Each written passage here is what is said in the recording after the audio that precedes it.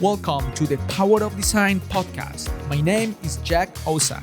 I'm an architect, born and raised in Colombia, South America. Years ago, I migrated to the United States to follow my dreams. And today, I'm the founder and principal of Osa Studio, a multidisciplinary architectural design firm in Charlotte, North Carolina. In this podcast, we talk about design, business, creativity, and the inspiration we need to create an exciting and powerful built environment.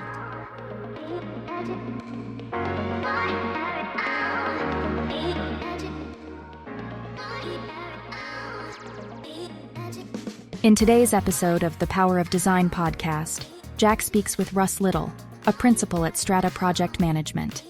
This Charlotte, NC-based firm offers comprehensive construction project management and real estate consulting services.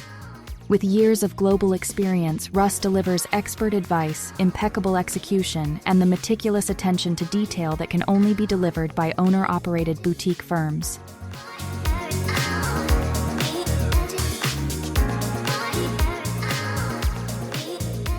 Hey Ross, welcome to the Power of Design podcast. How are you today? I'm great. Thanks for having me, Jack. So tell me a little bit about your day today. What do you do? Yeah, pretty typical day in construction management. Everything from going helping a client figure out a scope that's a little undefined to, having a true business meeting with my business partner for 90 minutes or so to try and work on the business as opposed to being in it. Yep. And then, after that, just trying to make sure you keep up with the constant communication and keep everybody happy. Yeah, I know how it is. Yeah. So we have known each other for a while, doing some work together and, industry friends.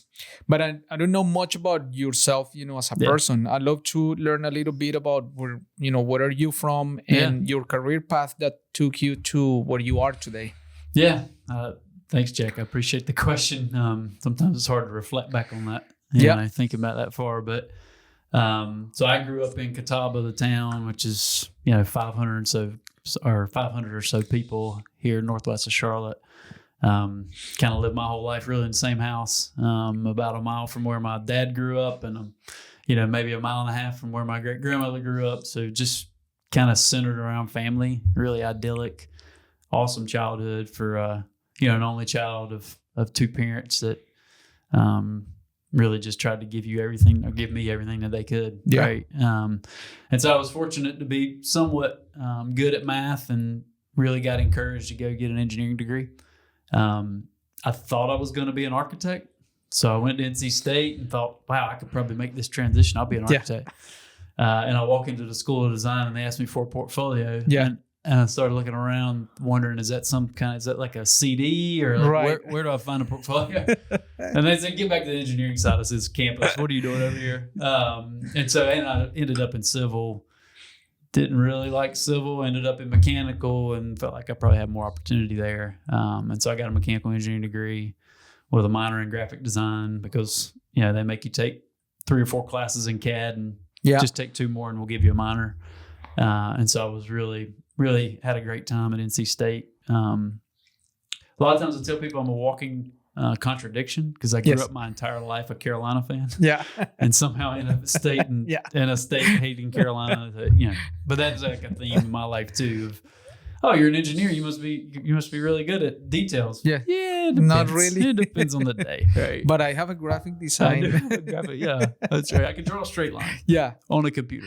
Nice. Yeah. So anyway, ended up at NC State, graduate, and meet my wife there.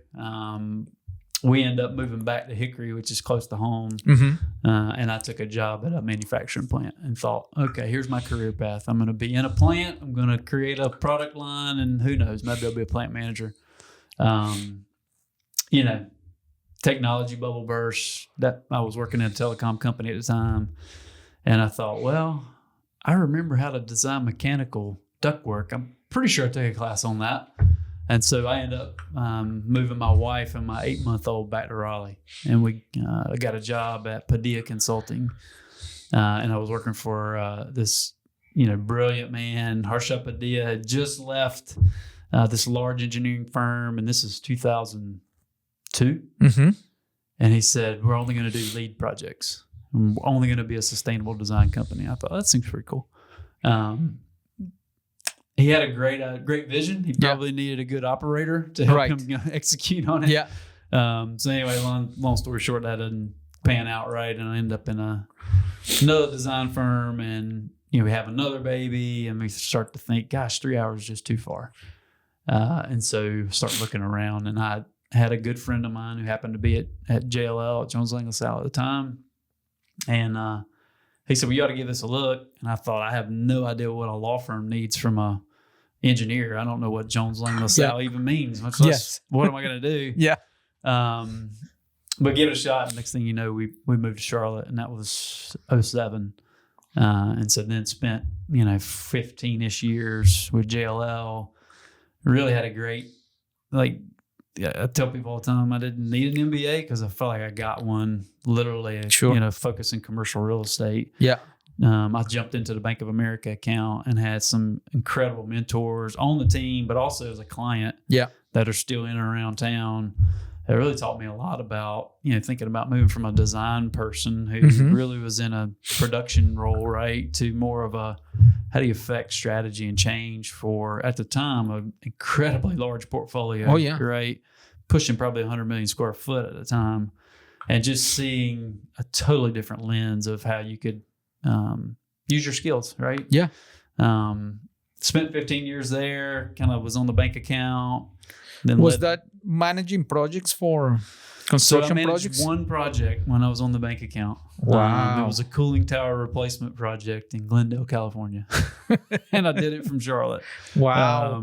But most of my work and role there was really around resource management, planning, reporting, client relationship. At the time they had outsourced to Jones Lang LaSalle, Tramble/CB, Cushman, and Lincoln. And so it was really trying to help the bank figure out how to optimize 4 groups. Yeah. To still deliver at the time like $2 billion worth of capital in a year. Wow. So it was awesome. Very different from, designing mechanical equipment for Wake County schools. Sure. Right? Yeah. A much different turn and scale and scope, but it was so much fun. And then I was blessed at JLL to, have some really great leaders who put me in the right spot. And next thing you know, the Duke Energy lead, project lead shows up as an option. And I go over there and work for 8 years leading that group. And we had an awesome time.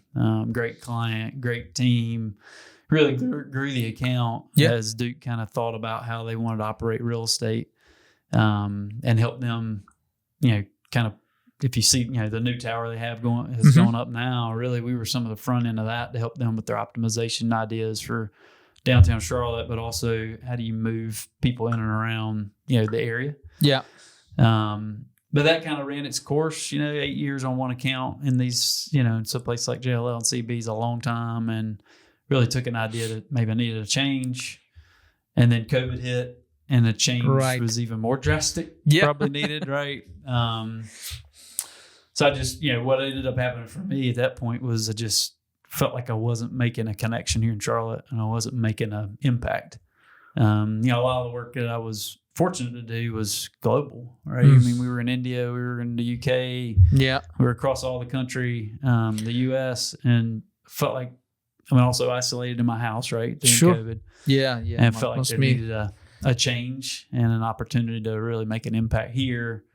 And, going from 100,000 people to maybe, starting your own business, there's very different, this, there's a lot of different opportunities, challenges, risks, all that. Yeah.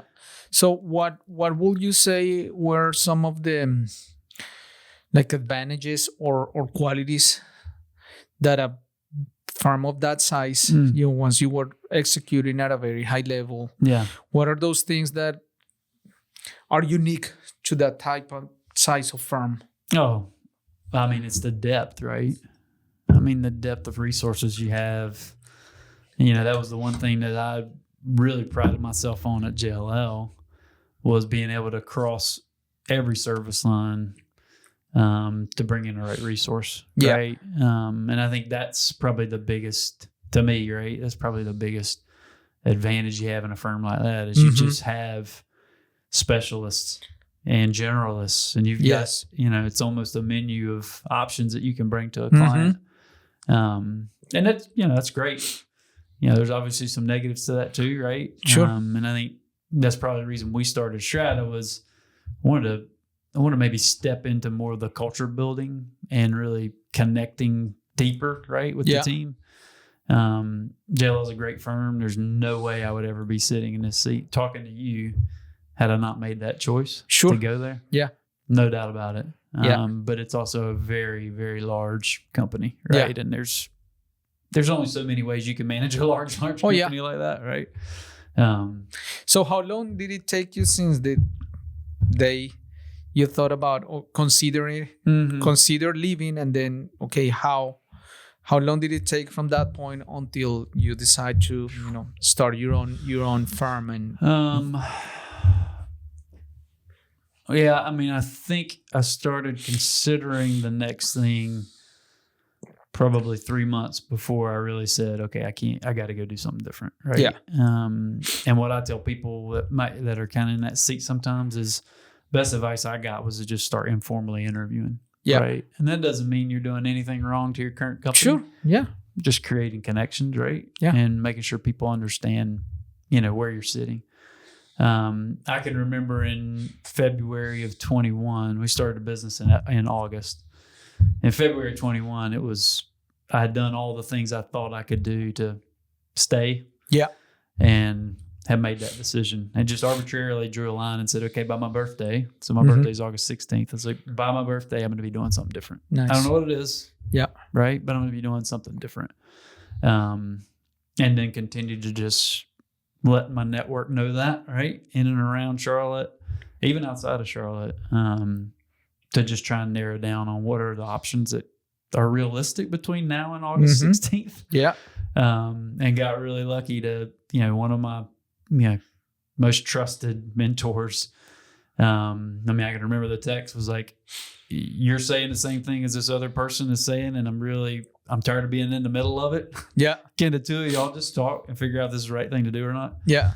And so that was in May of 21. So that was kind of 3 months in between. I'm going to do something different. Right. Had kind of narrowed it down and said, maybe this PM thing is it. Sure. And so that's when I got Amy Johnson and I connected to start talking about what would it look like. And my mentor was right. I mean, we're very different, very complimentary of each other's strengths. But it had to get pretty raw and direct quick, right? Because I had this August deadline that Amy didn't even know about, right? Yes. And so it was a pretty unique start to a relationship. I think by maybe meeting 2 or 3, we were exchanging business plans, right? Yeah. Saying, okay, well, this is what I'm thinking, just to make sure that we weren't, completely divergent. Yeah. Yeah. That's awesome. Yeah. So tell me about that first day. What was the first project? How did you guys get the ball rolling? Well, I guess statute of limitations is in effect. I can talk about it now, right? Yeah. Okay. Because as the engineer, I tell this story all the time to my wife, and she laughs about it. But here I was, had been working at home for whatever, 2 years, right? And now every Tuesday I can't even remember what day it was. Tuesday, I'm driving into South End, which for me is a 30-minute drive, to meet with this person my wife's never met, and then come back and go, okay, I think we're okay. So Amy and I did that for, like I said, almost 2.5 months. Yeah. I would go in, and as the engineer, I would say, okay, here's the 4 or 5 things in my mind, like I've got to get a yes or no on. And we finally got to that place right before you sign the resignation letter that says, okay, are we actually going to have a contract? Yeah. Right? Because this is kind of the important part of making money, is to have somebody that will pay you for the service. Oh, right? yeah. That's kind of an important part. So I can remember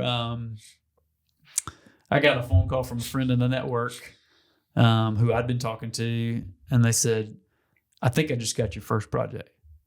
They said the interesting part is I think Amy just interviewed for it with her old company.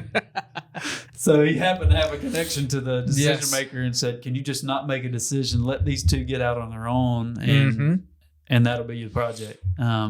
We literally just moved those guys in last weekend. Wow. That was Springs Creative. And so that was a pretty awesome one, it was an awesome feeling. Sure. I didn't even interview.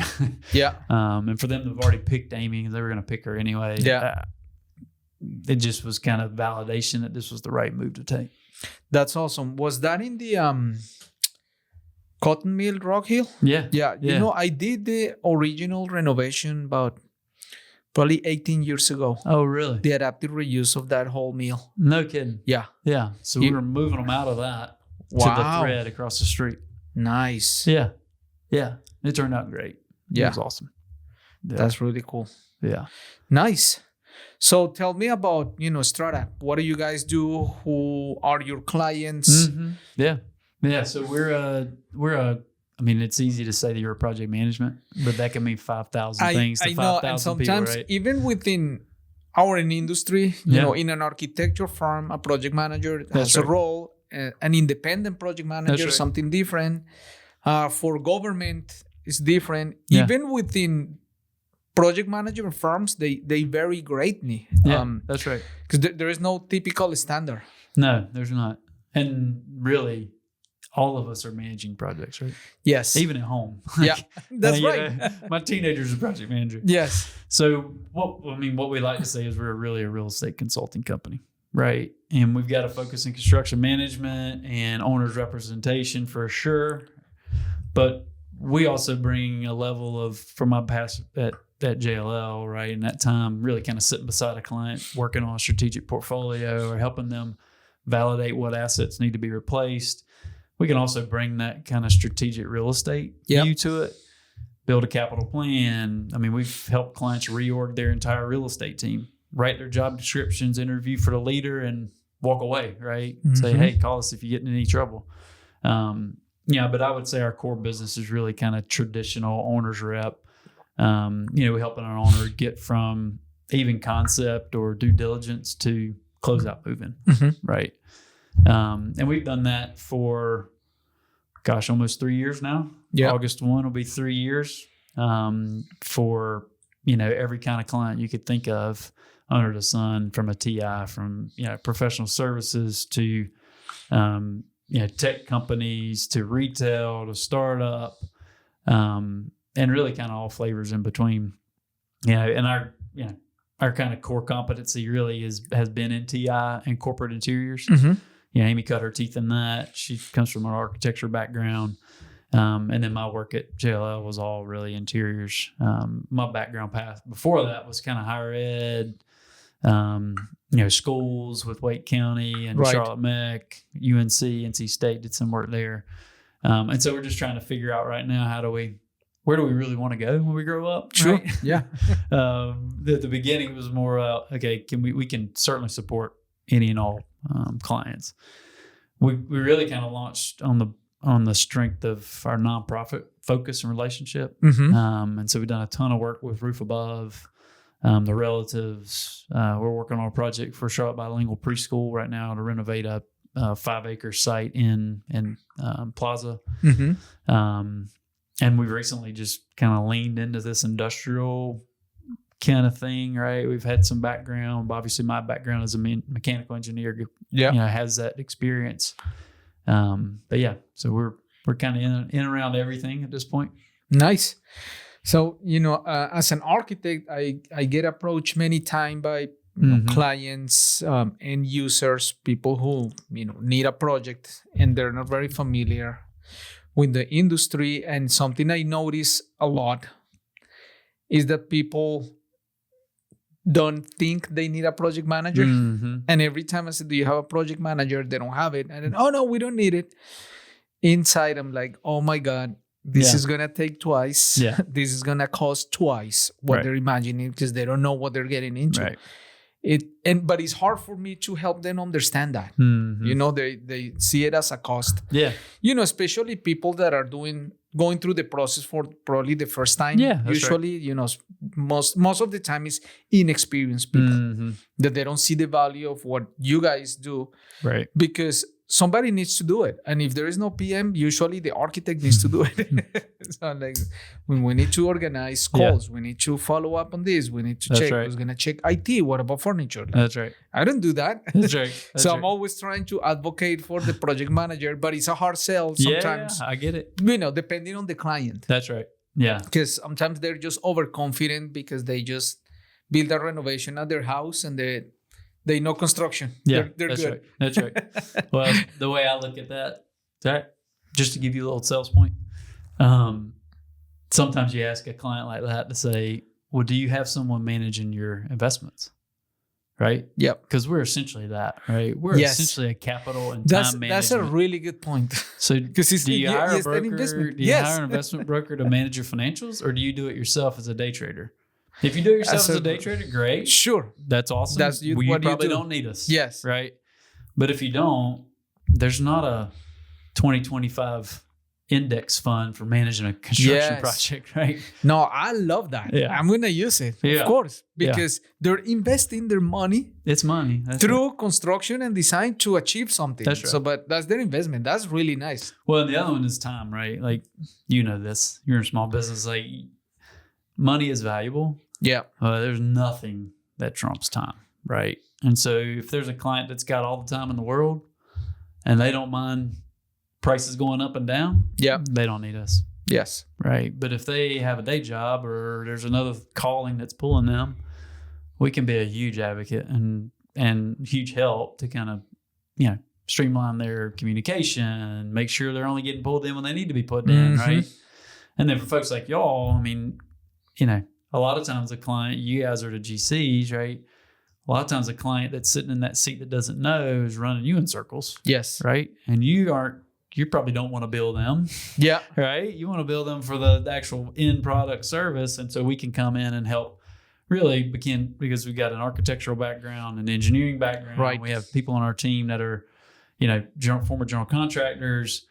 We can really help that client say, okay, well, how big of a bread box do we really need to give to Jack? Yeah. And let's let him be efficient in his time, because that's how you make money and make, the magic happen, right? Is to be efficient instead of going in circles. So yeah. So what are the typical pinpoints or problems in a project? Like where do you see, in what project phase or what type of decisions when you see the biggest room for improvement in our industry? In our industry. Yeah, in general. I'm thinking it could be design or construction or client making decisions. Right. Yeah. I mean, I think, because every phase has a problem, right? Yes. I mean, if it didn't, there would be no need for a PM. But I think, you talked about client decisions. One of the first things we love to do is come in and help a client define what are the roles and responsibilities internally, right? Because it's pretty clear for an architect. It's pretty clear for the GC. It's pretty clear, at least in our mind, for the PM. But internally, it can get very messy. Who's going to make the decision on a change order? Who's going to make the decision on the furniture? Do you have a budget? Who's going to make the call? So we walk clients through that as, kind of our kickoff is help us understand what you need. Yeah. Right. And I think when we kick a project off like that, we're in much better shape. Our challenge is when we get pulled in because they've just got the first number from the GC from what the architect drew and nobody's happy. Yeah. That's when it gets a little messy, right? Yep. So I think earlier the better to really define roles and responsibilities. I mean, our job is really conductor, right? Like we need to come in, and it's no different than, so I played sports my whole life. It's no different than the coach. Yeah. Right? The coach is not going to be the, since we've got Copa America going on, we'll use soccer terms. The coach is not going to go be the goalie. He's not going to be the forward. He's not going to play midfield. Like he's going to put the right players out there in the right system, right? And that's what we do, and so, the earlier we can get in to help define which players are coming and what plays are we going to run, right, the better. Yeah. Right. I do think technology is a great thing. I still think that's an opportunity where, for at least in our industry, we can get a little bit better. you can get on some projects that run really, really smooth with our construction technology, right? Where the architect and the GC are all communicating, the owner's in the middle. But then if that gets inconsistent and all of a sudden you revert back to text messages and somebody sends an email and you lose sight, that can be adding time and energy to everybody. That's a good one. I get that sometimes. I'm more of an email person, and sometimes people switch because that's their style. That's right. They switch to text, and in my mind, and maybe I'm old school, text is personal. Yeah.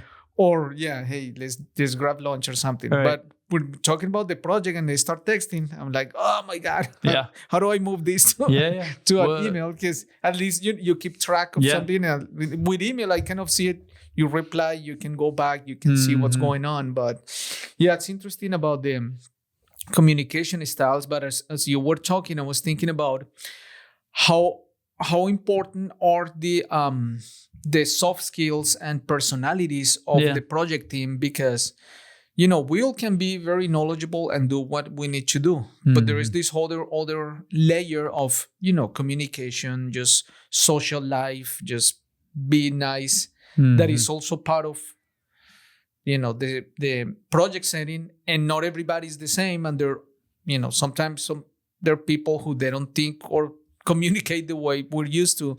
How do you deal with that, and how important do you think is to address that in a project setting? Yeah, well, you've got to address it, right? It's one of those things like old fish, right? It's not going to get any better with time. I think what we like to do is get it on a personal level. Yeah. So maybe we have a little project kickoff, especially if the GC architect haven't worked together very often. Like, let's just go out and socialize a little bit and make sure we all understand. Because at the end of the day, we're still all people, right? Yes. And so how do you make that, how do you find a quick connection, right? How do you find out how big Catawba is? Yeah. Right? How do you figure out when did Jack make his move from Colombia to the States, right? Right. If you don't know that, then it's just another email. Sure. Right? If I know that it's Jack on the other side, maybe that one email that you've had a stressful day and you're like, I just got to get this out. And I know that's not typical, right? Right. And so then you can pick up the phone and kind of recognize that. Yeah. So that's huge, especially in our community that is still relatively small. It's just the same people moving from one company to the other, going to different positions, but you always come around and find the same people. Yeah. So it's still a tight circle, which I like it and I enjoy it. I think the good and bad thing is if you're doing something that is not very good, everybody's gonna know it. That's true. But if you're good, everybody's gonna know it as well, because people help each other, and we want to take care of each other. Yeah, mainly. That's one of the biggest ahas I've had since moving out of the corporate world and getting into this more. I don't even know if it's the entrepreneurial side of it. I think it's more just being in the market, right? Because it wasn't in the market. Yes. Is that it is very much a grateful, helpful community of folks that are just trying to get things done. Yes. I was also very glad to see that when I started on my own, I bought a computer and I started emailing every single person I work with, say, hey, if you need help, I'll do anything for you, whatever you need. And I was very impressed how people started helping, especially people who did the same thing that you guys did before, start your own firm, take the risk. People respect that, admire it, and want to help it. And I want to help people who do it. Like Same. Now when you do it, you feel that sense of community because, wow, you're in a room with people, or you talk to someone, you're like, we know what you're going through. We know exactly how you feel. Yeah. I've been there. And there is a bond that exists. I remember when I did the Goldman Sachs program that I went to New York, and the penthouse top floor of the Goldman Sachs headquarters, huge reception, probably 300 people. Wow. From the whole country, all small business owners. The level of energy that day, dude, it was insane. Because you're with these people and, people you had been working with, like doing calls remote, and you know something about their family, But then you go and you see everybody, and the level of energy is just incredible. Yeah. Because and they start talking about statistics of small businesses and how we are the engine of this country. We provide like 80% of employment. We drive billions and billions. It's incredible. Like the country is made out of small businesses. That's right. That's the backbone of the economy. And you see all the hardworking people that make that happen, which sometimes when you're leading your firm, your company, it could be very lonely sometimes. Yeah. That's right. Because there's a lot going on. There are too many decisions, and you need to go fast, and you can't just wait and go double check. You just need to keep going. Yeah. And that sense of community to me has been very rewarding. I'm always part of different groups. I'm always talking to other people that are going through the same thing because we need each other. Yeah.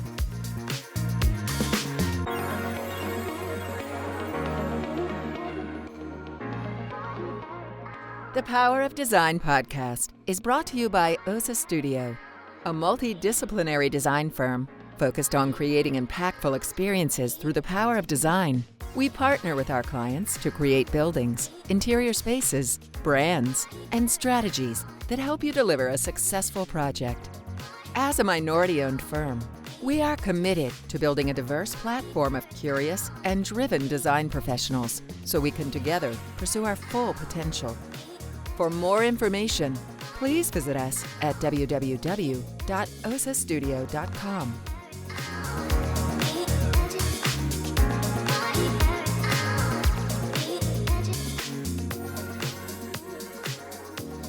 So I know you're on the interview side, right? Yeah. I got a question for you there. I still got a question. Usually I get questions. Okay, good. Yes. Good. Go ahead. So when did you ever run into that moment where you thought, this isn't gonna work. I don't have enough support. I didn't get the push. I didn't get the one job. Like, was there ever that moment since you started OSA? No. Why do you think that is? No, I think that point doesn't exist for me. Is it your personality, you think? Yeah, I think I felt that this is a life sentence. It's just keep going. That's it. Yeah. And I'm human, so I go through all the cycles. Disappointment where the things that are happening are not what I expected, then I get disappointed.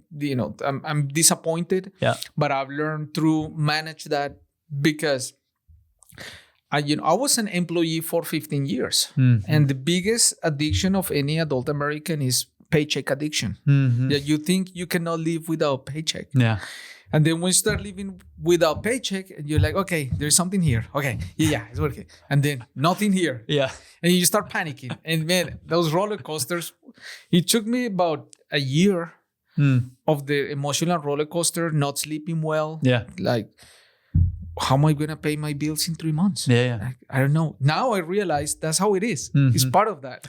So you didn't do is there anything you did to kind of, I don't know, like temper that or? Well, one is just get used to it, the familiarity, because it's never going to go away. Yeah, right. Never. Right. Never. You're always going to have a plan. And sometimes things will not go as planned. And it could get worse and worse and worse. So it's a never-ending loop. Yeah. But I learned a lot of things about, one of the things that I love the most about being a business owner is that it gives me a lot of opportunity to become a better person and a better version of myself. Because all the challenges or the things. Totally. And if I was the same person I was a year ago, my business is gonna suffer.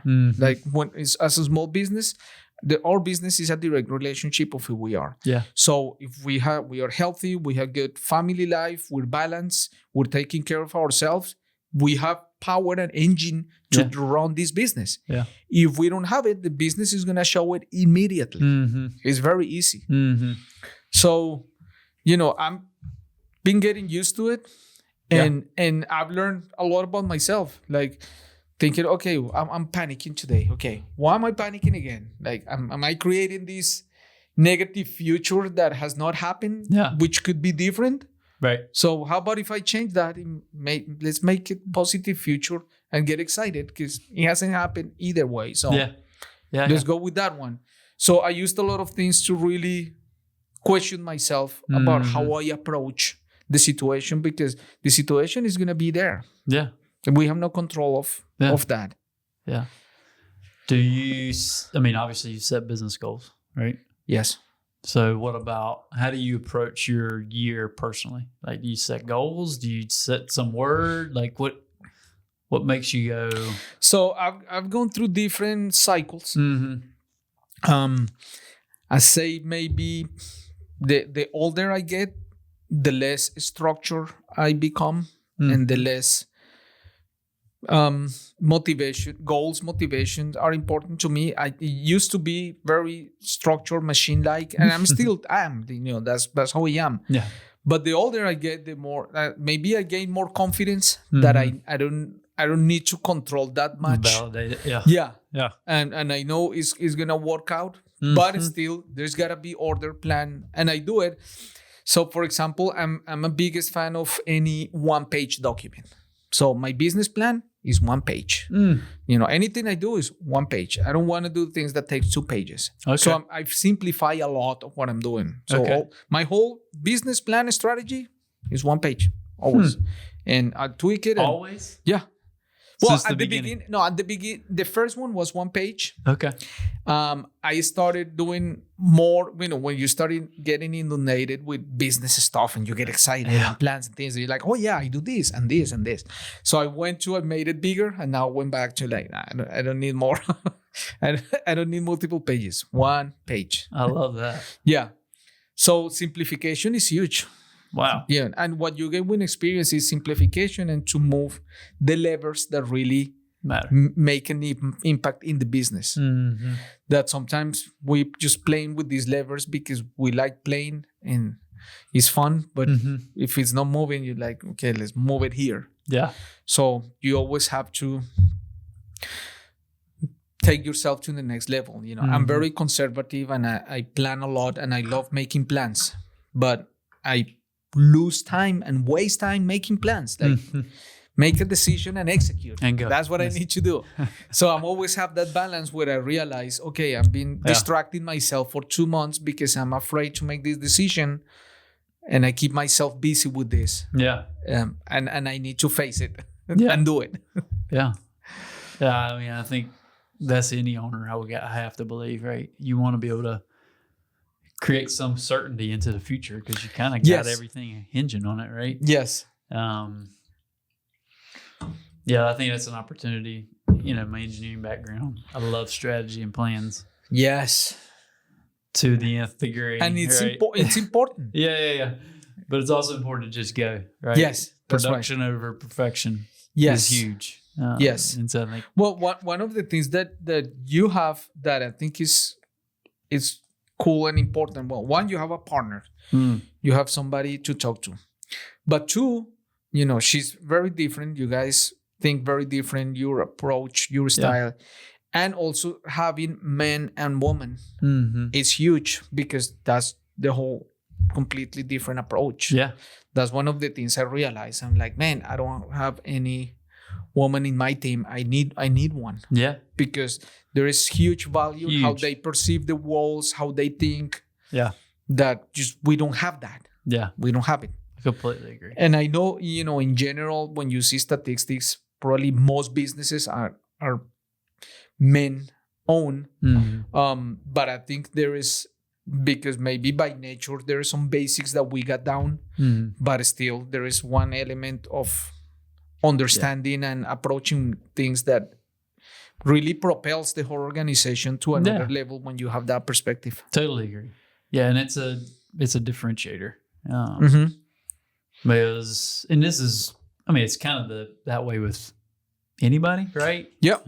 You've got to, the person has to understand the value of having a different person in the other seat. Yes. But I do agree, having a female male balance, I mean, you're just going to have different experiences growing up, right? Well, Much less working through business. And it to your point about becoming a better person, I think it makes everybody better to have a different perspective in a room to kind of challenge. Yeah. Hey, that's not the way that I would see it, because ABC. Sure. So it's been good. Yeah. Russ, what will be the most amazing vision and picture of Strata in the next 5-10 years? The most amazing? Well, I think the biggest vision is we want to be the number one. We want to be the first call anybody makes for independent project management. Nice. Like that's the vision, right? And it's not just in Charlotte. We're doing some projects right now in Atlanta and in Denver, Colorado, and Greenville.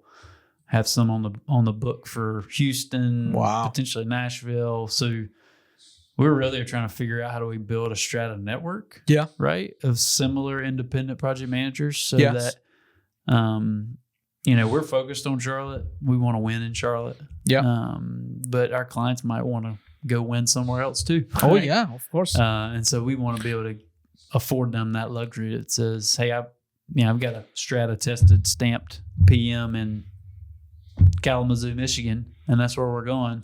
Yeah. Can you guys help us with this project? Yes. So I know that you guys are very organized in terms, and I see you as organizing a strategy, being more thinking about the business, how the puzzle comes together. AB makes a lot, make things happen. Yeah. Keeping the client on track, make things happen. How do you guys deal with just the basic idea that we were talking about at the beginning, working in the business versus on the business, right? Because we can get too busy with the day-to-day that when do you stop and say, okay, wait, business plan, strategy. How do you guys manage that? Well, we got some great advice, which is kind of the story of Strata, right? We are so blessed to have like some titans in Charlotte pushing for us. Yes. Right. And we got some great advice from one of those early on that said, don't make this the Russ plan or the Amy plan.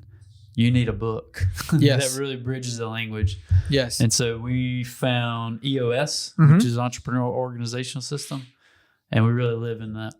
Right. And so for folks that don't know, basically it outlines kind of your cadence, right? Because it's, to your point, super easy to get worried and focused about the business and not where's the business going to be. Yes. And so part of that structure, it's, hey, what are you going to do weekly? How do you set really actionable, or how do you turn issues into actionable to-dos? Yep. Right.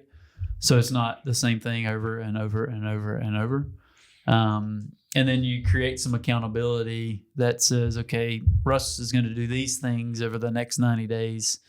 And Amy's going to do these. And it's not to say we're separate, but that's going to be your core focus, right? Yep. But weekly, we really spend, 90 minutes or so talking through where is the business going? How are we doing? What are some key metrics that we need to look at? But then once a quarter, because EOS is really kind of breaks down a 90-day sprint. But then once in a quarter, we really take a day away from the business, pause, figure out where we are, get a chance to really kind of shake the cobwebs out, and plan out the next 90 days. And so for me, as a kind of natural planner and a relationship communicator, that one day every quarter is really the kind of lightning that I need to keep me energetic through the next 90 days. Nice. Right. Because then I can spend some time laying out the plan, spend some time getting some feedback, right, from Amy on where we're going. And then we typically bring in one of those mentors I was talking about to kind of challenge us, right? Yeah. That would say, well, I know you guys think you're doing really well in this thing, but have you thought about this? Because I've got a different perspective. Yes. And I think that's been huge for us. It's really helped us both finding, we have some incredibly talented people on our team, and helping us shape what we really were looking for in those roles. I don't know that we would have come to that on our own had we not had those, like I said, 90-day kind of check-ins to figure out what do we need. Yeah. Yeah. What do you think makes you good at what you do? I think what makes me good is I've only seen, my biggest role model has been my dad, or was my dad. And I had heard a story. So my dad worked at the Catawba County Real Estate Tax Office, I'm pretty sure for 45 years, right? So his is his only job. It's a pretty tough job. You know, people are coming in, you send them their tax bill. Nobody's happy. Yes. Right. My father passed away about a year ago, and in his, you're at the receiving and all these folks that you probably never even met or don't remember coming up. And this one guy comes in and says, one thing I remember about your dad, a lot of people went in mad. Nobody ever came out mad. Wow. Right. And that doesn't mean that they got what they wanted. Right. Sure. But they felt better about themselves. They felt better about the decision one way or the other. Yes. Right? And that's really the only approach I have to life is it's not a win-lose. That's right. Right? It's about how do we figure out a middle ground. Sometimes I'm going to win and maybe sometimes I'm going to lose. Yeah. But in general, it's about how do we find an equitable kind of middle ground that says, I can see your point, you can see mine, and we're going to get to an end place. And I think in our business, right, if you're always winning, you're not going to have a whole lot of clients. You're not going to have a whole lot of industry partners that want to work with you. And eventually that business is going to go away. And so I think that's probably my biggest strength. Sure.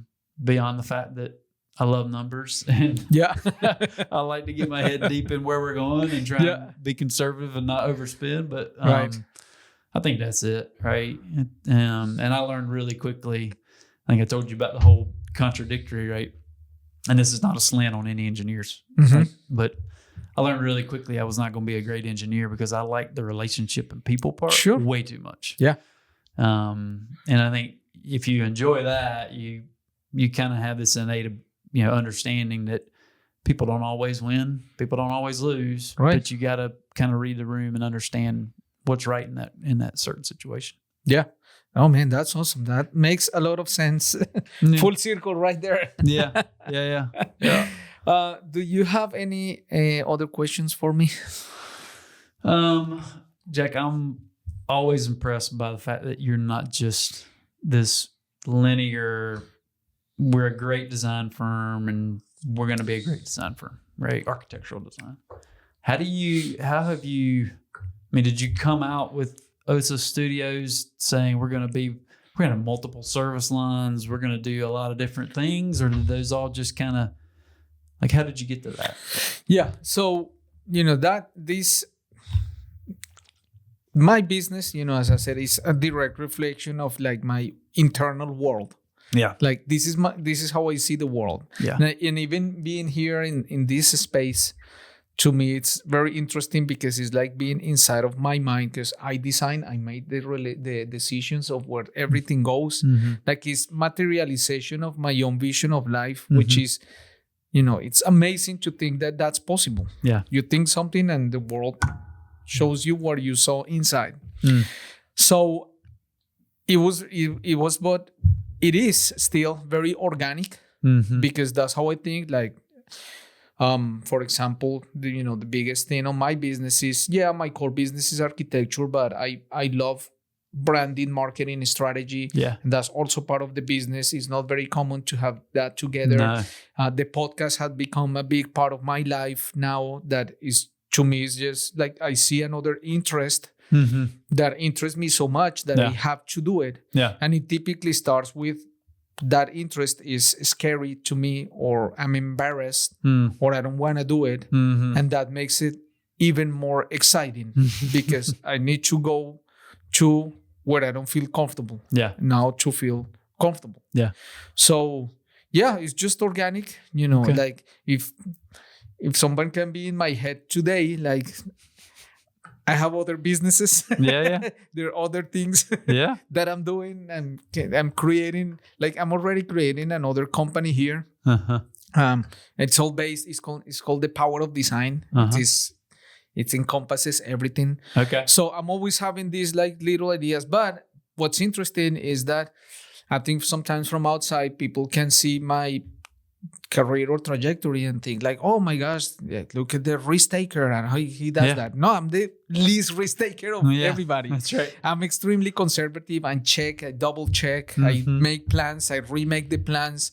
I will say, if anything, that's probably my weakness, to plan too much instead of taking more action or faster action. Right. I'm trying to counteract how I feel. But internally, it's, I don't see a lot of variety, for example, in what I'm doing. Yeah. Or people ask me a lot, like, hey man, like, how do you manage your time? Like, when do you do those things? Yeah. And I don't work a lot. I mean, I have my 3 kids. I need to be home. Yeah. I work 40, maybe 45 hours a week. Mm-hmm. So just kind of realizing that my own internal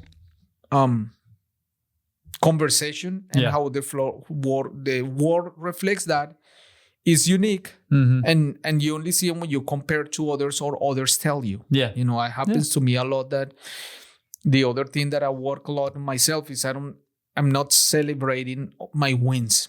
Yeah. So I'm just like, okay, got this It's one. hard. What's the other? What's the other? And sometimes I realize, wow, I should celebrate and be proud of myself. Sure. Celebrate what I have, what I've done, because it's there and it happened and it produced results. So at some point, what is motivating you to go to the next level, if it's too much, now you're missing out on enjoying other things that you have. Yeah. Yeah. So what's the one thing that rattled around in your head that you wish could have come out and been a business? You have one? That I wish what? That you wish you could have already shot it off, got that thing going into a business. So every time I use Procore, I'm like, why didn't I do this? Like, Procore is the simplest, dumbest software in the world. Yeah. It's a portal to upload, download files, meeting minutes. But guess what? It's branded to construction. Yeah. They talk our language, submittals, RFIs. That's right. Project. Like, it makes sense. And in my mind, I was thinking like, that's the easiest product to build. No. And you made a brand and now they're a massive, huge business. So I'm always thinking about, I would have done that. So I'm always trying to not dumb down my ideas because we're always trying to like, let's create this. Like, no. Yeah. Make it simple. Finally, it's a solution. Yeah. And make it usable for someone. Yeah. But I think that's where, I think part of what you mentioned before is, ideas. Everybody has ideas, but execution is king. Mm-hmm. Who sat down and executed on the idea and put it together, put it to market and show it. Yeah. So doing the work is huge. That's the other thing that I've been learning to value and appreciate, and is doing the work and experience. There is a lot of value there. Yeah. Sometimes we don't realize because the experience, you could have 6 months where you didn't hit your goals, what you thought was going to happen didn't happen. But you going through those things, that's winning. Yeah. That's winning. Yeah. Every single day. It's just we don't feel it. Yeah. But one day, we're going to feel it like, oh, got it. So, being comfortable in knowing that you're paying the price and you're depositing every day. Yeah. The fact that you don't feel it doesn't mean that it's not there. That's it is right. there. That's you right. You will see it. Yeah. So have you written that down so you can share that with your kids yet? No. I should. Yeah. I should. Yeah. That's one of the things that my wife and I do a lot. With my wife, she has the wine business. I have my business. We try to share a lot of what's going on. Yeah. With them. No doubt. They're fully excited about the business. They come to the office. I tell them about a project. Yeah. Even sometimes, that was not too long ago, a client sent a check and went to my home. So I got a check and it was a, decent size check. Yeah. So I'm showing my kids the check like, look. Yeah. This is what you get if you go do work and add value to society. And they were like, what? You getting it? Yeah. That's what you get. I wanted to feel normal receiving checks for a lot of money. Yeah. That's normal. Yeah. It's normal. possible. Right. You can do it. Right. So we're always having that conversation, as well as yesterday we were having another conversation and my wife was sharing about, her week was not good. Things went bad. She was very sad and telling them, hey, this is what's happening and that's how it is. Yeah. Like, there's nothing we can do and we'll be better next week, but it's been horrible. Yeah. So sharing that experience with them, I think at least shows them have your own business and be an entrepreneur is normal and people do it. Yeah. It's not like this thing up there in the sky for some people. No, it's everybody can do it. Can do it. That's right. That's right. Yep. All right. Ross, Jack, thank you so much, man. I appreciate you. Thanks for having me.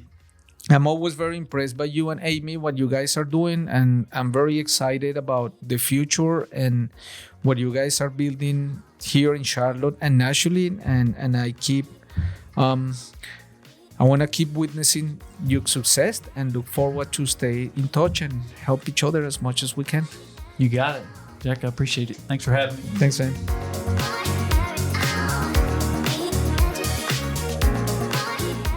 Thank you for listening to the Power of Design podcast. Please remember to subscribe, rate, and review if you like this content. And find us online at thepowerofdesignpodcast.com. I invite you to join my mission to become a better version of yourself through the power of design.